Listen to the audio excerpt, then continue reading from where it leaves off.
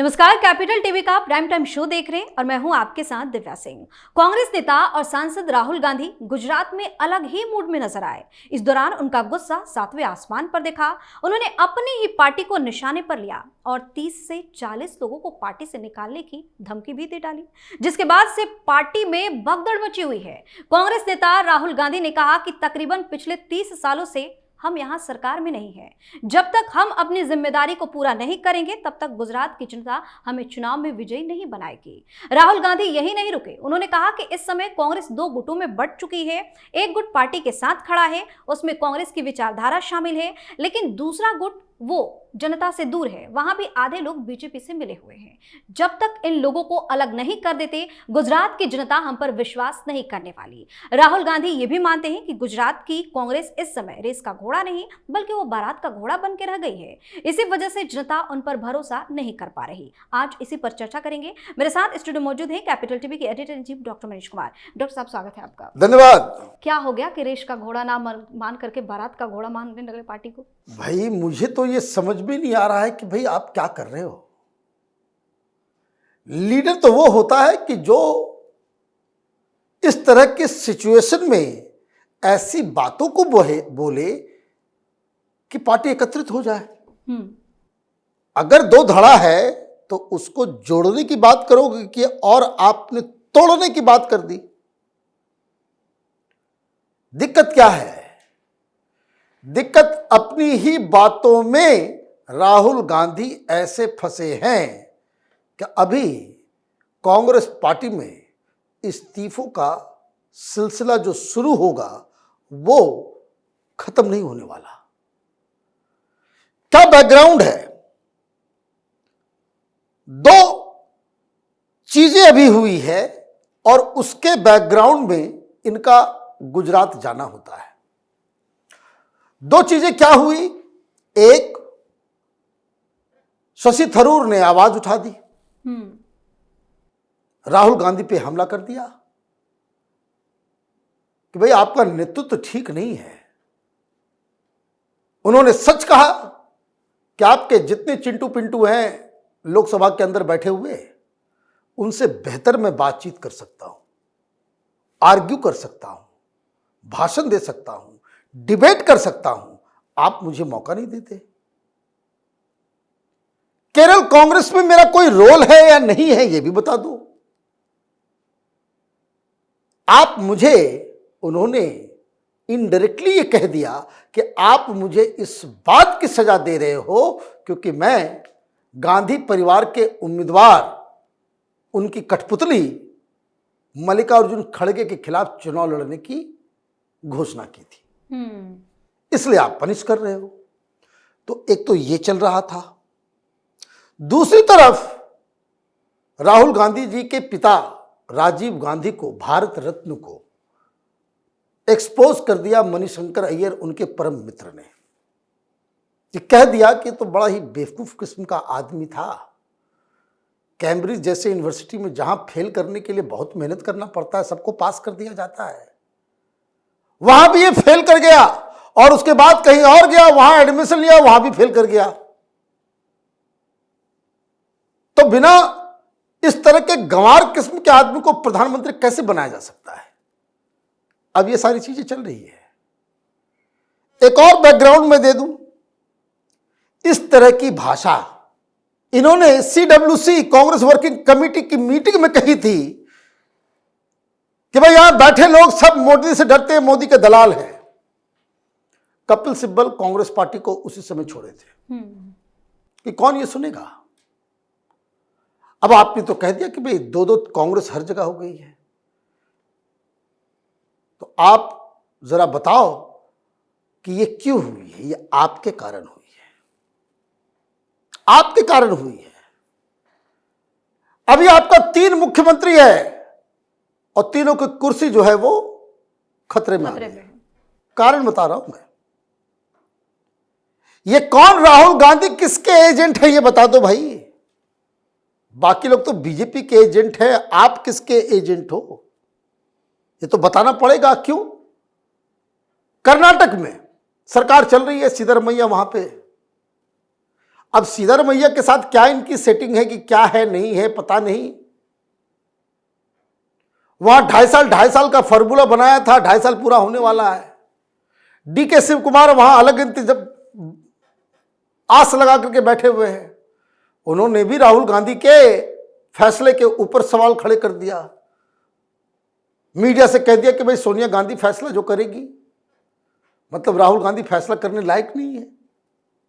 और वहां क्या चल रहा है, वहां सिद्धरमैया को हटाया नहीं जाएगा। क्यों नहीं हटाया जाएगा भाई? सिद्धरमैया के साथ ये जो राहुल गांधी हैं, उनके जो दाहिने हाथ है केसी वेणुगोपाल, उनमें क्या क्या जुगलबंदी चल रही है आपस में। So you want to control a state, और जिस व्यक्ति ने आपको जिताया उसके ऊपर आप कमेंट कर रहे हो गुजरात में बैठ के कि हमारे लोग बीजेपी की दलाली करते हैं बस इसलिए कि वो कुंभ में जाकर के डुबकी लगा आया, योगी आदित्यनाथ की तारीफ कर दी। ये राजनीति है। कुछ लोग, जो लोग ये समझ रहे हैं कि गुजरात के नेताओं को कहा जा रहा है, कांग्रेस पार्टी के हर राज्य के नेताओं को राहुल गांधी ने बता दिया कि आधा जो है वो बीजेपी के साथ चला गया है, उसी की मानसिकता वाले लोगों के साथ जो है वो कांग्रेस पार्टी में बड़े बड़े लीडर्स हैं। It is a direct attack on DK Shiv Kumar. वो आप उसको इसलिए पनिश, ये कहानी कह रहे हो कि इन्होंने महाशिवरात्रि के दिन ईसा फाउंडेशन में अमित शाह के साथ बगल में बैठे और उनके साथ मीटिंग की। जो सदगुरु आपके बारे में कोई निगेटिव कमेंट करते हैं जिससे आप नाराज रहते हो, उसके साथ डीके शिव कुमार नजर आ रहे हैं चंदन टीका लगा करके, और वो कह रहे हैं कि भाई हम तो हिंदू हैं, जब तक जीऊंगा हिंदू ही रहूंगा, है ना। तो आप ये समझिए कि ये सिर्फ गुजरात के लिए थोड़ी है, इंटरनेशनल लीडर है भाई, उनके बातचीत का तो सिस्टम बनेगा ही। अब वहां की कहानी आपको मैं बता दूं कि क्या कहानी है वहां की। वहां के इंचार्ज है सुरजेवाला। सुरजेवालों को वहां से भगा करके वो हरियाणा भेजना चाह रहे हैं, और वहां हुडा सुरजेवाला को देखना नहीं चाहते। हुडा बोल रहे हैं कि भाई हमें अभी तक वहां आप अभी तक लीडर वो पोजीशन नहीं बना पाए हो, तो पार्टी तो वहां भी टूट रही है। कर्नाटक में तो बवाल मचेगा ही, मुख्यमंत्री बचेगा नहीं। डीके शिव कुमार मुख्यमंत्री बनेंगे पार्टी को तोड़ के या पार्टी को जोड़ के, जो भी करना है आप कर लो। अगर डीके शिव कुमार बीजेपी का एजेंट है तो बीजेपी का एजेंट ही वो 2.5 साल पूरा होने के बाद मुख्यमंत्री बनेगा। ये कहानी समझ में आ गई। तो एक राज्य में तो ये चला गया।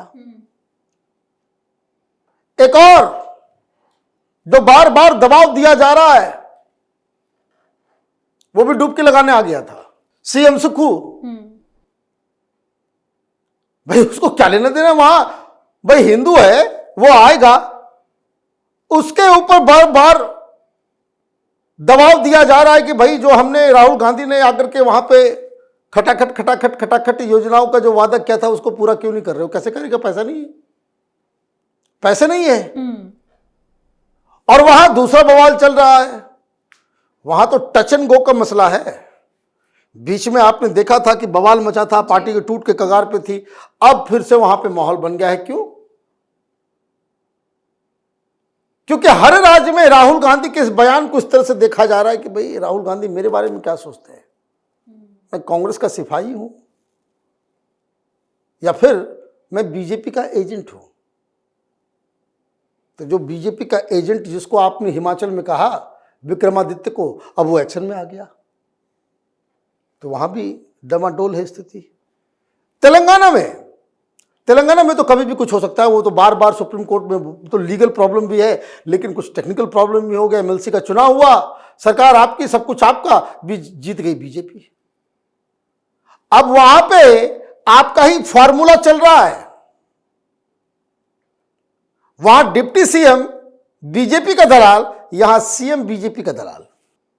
तेलंगाना का चीफ मिनिस्टर वो बीजेपी से था, विद्यार्थी परिषद का लीडर था, और बीजेपी वाले जीत गए। वहां पे कांग्रेस पार्टी वाले ही कर रहे हैं, जाकर के समझा रहे हैं कि आधे लोग जो हैं वो बीजेपी के एजेंट हैं। तो आपका चीफ मिनिस्टर एजेंट है। आप देखिए तीनों चीफ मिनिस्टर का कैसे अलाइनमेंट हो गया। हर जगह पार्टी टूट की कगार पे। हरियाणा मैंने बताया कि पार्टी टूट की कगार पे, केरल में अलग टूट के कगार पे है, क्योंकि वहां पे शशि थरूर अलग मोर्चा खोल करके बैठे हुए हैं। और वहां क्या है, ये वेणुगोपाल जो राहुल गांधी का राइट हैंड है, वो मुख्यमंत्री बनना चाहता। शशि थरूर कह रहे कि भाई संगठन में काम कर ही रहे हो, यहां पे मेरा नाम डिक्लेयर करो, क्योंकि ये लोग तो राहुल गांधी की स्थिति क्या हो गई है, उस आलसी कामचोर किस्म के व्यक्ति का कि जो सेब के पेड़ के नीचे लेटा हुआ है, मुंह खोल के बैठा हुआ कि सेब गिरेगा तो मेरे मुंह में आकर के फंसेगा और उसके बाद मैं खाऊंगा। ये जहमत नहीं उठाएंगे कि हम उठ के चढ़ के जाकर के तोड़ के खाएं, ये मेहनत नहीं करना है। तो केरल में क्या हो रहा है कि वहां लगातार वामपंथियों की सरकार बन रही है। अब लग रहा है कि भाई इस बार तो एंटी इनकम्बेंसी में हमारे पास ऐसे ही आ जाएगा। ये समझ में आया पॉइंट? ये कुछ पार्टियां देश में ऐसी ही चलती हैं कि ठीक है 2 साल 3 साल आज कोई बात नहीं, अब तो इस बार तो जनता ऐसे ही हरा देगी। वो एंटी इनकम्बेंसी के आश्रय पे जीते हैं। कांग्रेस पार्टी राहुल गांधी के अंदर यही काम कर रही है, इसलिए मध्य प्रदेश नहीं जीत सकती थी, इसलिए देखिए हर जगह बदल गया ना।